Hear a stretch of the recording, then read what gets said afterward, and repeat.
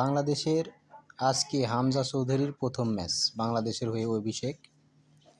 দেখতেই পাচ্ছেন বাংলাদেশ অনেকগুলো সুযোগ পেয়েছে কিন্তু কাজে লাগাতে পারে নাই। আসলে খেলার ফলাফল কি হতে পারে বোঝা যাচ্ছে না। সুযোগ আছে একটা, ও নো, আবারও সুযোগটা হাতছাড়া করলেন। আসলে হামজা চৌধুরী যেভাবে খেলা দরকার সেভাবে হয়তো বা পারছে না, যেভাবে প্রয়োজন। আসলে নতুন দলের সাথে আসলে প্রথমে তো একটু সমস্যা হতেই পারে, আস্তে আস্তে মানিয়ে নেওয়া সম্ভব আর কি।